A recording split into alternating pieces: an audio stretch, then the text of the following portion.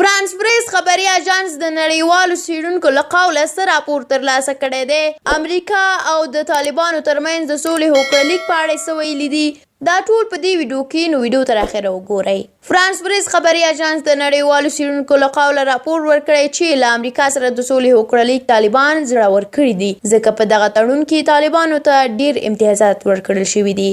فرانس پریس وایي د سولې د هوکړې 2 میاشتې پوره شوي او د طالبانو لخوا د تاوتریخوالي کچه له کنټرول څخه ډیره شوې ده، چې دې کار د سولې د پروسې د ماتېدو خطر زیات کړی دی.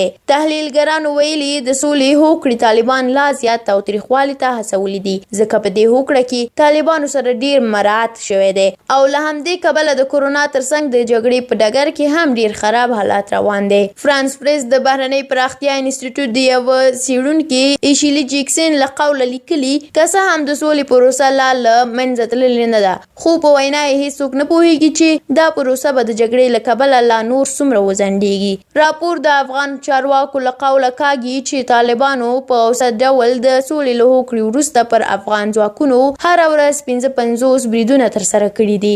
راپور وایي امریکا له طالبانو سره هوکړه کړې چې له کوم عمومي اوربند پرته به دوی خپل ځواکونه له افغانستان څخه باسي، چې په اړه یې له جمهوریت څخه دفاع فکري مرکز غړی بیل روګیو وایي طالبان دې خبرې ډاډه کړې دي چې ګواکې دا د اشغال د خاتمې تړون لاسلیک کړی، نه دا چې د سولې راوستلو.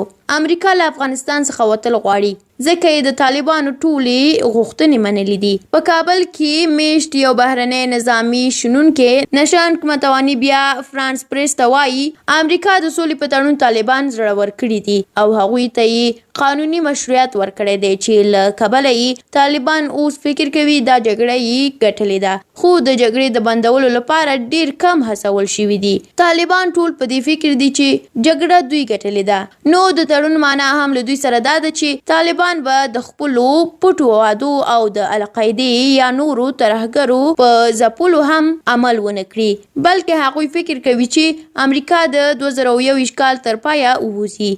د امریکا د مشارکتي انسټیټیوټ غړی مایکل روبین هم وایي چې ټرمپ په هر حالت کې افغانستان پرېښودل غواړي او دا د سولې هوکړه نه ده، بلکې یوازې له افغانستان څخه د امریکایانو د وتلو هوکړه شوې ده. دا هوکړه داسې ده لکه افغانان د روان بس ټایرونو ته وغورځول شي چې امریکا یې پروا نه لري. دا په داسې حال کې ده چې طالبانو ویلي تر څو یې 15,000 جنګیالي خوشي نشي دوی تاوتریخوالی نه کموي، نه هم د سولې مذاکراتو ته کینی.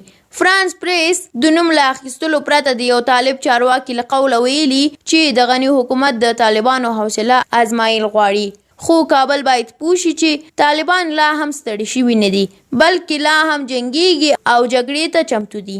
درنو لیدونکو ډیره مننه چې ویډیو م تر پایه ولیدله. که تاسو هم د طالبانو او امریکا د هوکړې په اړه کوم نظر لرئ زموږ سره یې شریک کړئ او زموږ یوټیوب چینل هم سبسکرایب کړئ. تر بلې ویډیو الله مو